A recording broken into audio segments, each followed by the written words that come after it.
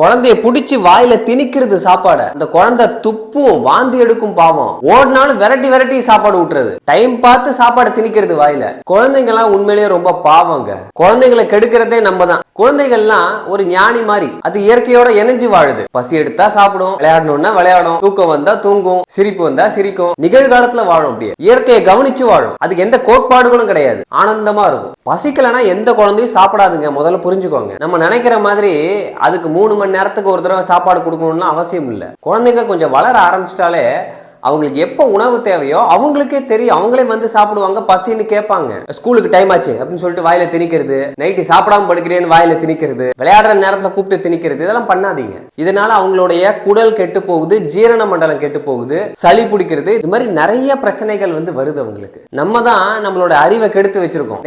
நேரத்துக்கு சாப்பிடணும் அப்படின்னு சொல்லிட்டு. குழந்தைகள் இயற்கையை கவனிச்சு வாழ்றதுனால பசி எடுத்தா மட்டுமே சாப்பிடணுங்கிற ஒரு உறுதியான கோட்பாடுகள்ல அவங்க இருப்பாங்க. எல்லா உயிர்களும் அப்படிதான் இருக்கு. 5 அறிவு ஜீவன் வரைக்கும் பாத்தீங்கன்னா பசி எடுத்து தான் சாப்பிடும். பசி இல்லைன்னா அதுக்கு முன்னாடி சாப்பாடே இருந்தாலும் சாப்பிடாது. குழந்தைகள் ஆரோக்கியமாக வளர அவங்க எப்ப பசின்னு கேட்கறாங்களோ அப்ப சாப்பாடு கொடுங்க.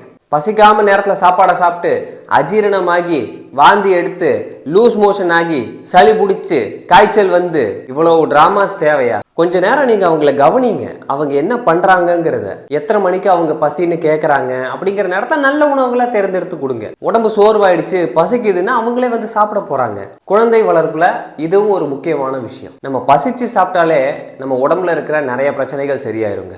பசிச்சு சாப்பிட்றது, நல்ல உணவுகளை தேர்ந்தெடுத்து சாப்பிட்றது, இது எல்லாமே தொடர்ச்சியாக என்னோட டீடாக்ஸ் ப்ரோக்ராமில் நான் கொடுத்துட்ருக்கேன். 15 நாள் பேசிக்கான டீடாக்ஸ் ப்ரோக்ராம் செப்டம்பர் 15 ஸ்டார்ட் ஆகுது. ஆன்லைன் ப்ரோக்ராம் தான். ஜூம் மீட்டிங் மூலிமா நான் உங்களுக்கு கைட் பண்ணுவேன். 3 வேளை நார்மலாக சாப்பிட்டுட்டு இருக்கவங்க தாராளமாக இந்த பயிற்சியில் பங்கு பெறலாம். ஸ்க்ரீனில் தெரிகிற இந்த நம்பருக்கும் கால் பண்ணி ரெஜிஸ்டர் பண்ணிக்கலாம். இந்த வெப்சைட்லேயே நீங்கள் ரெஜிஸ்டர் பண்ணிக்கலாம்.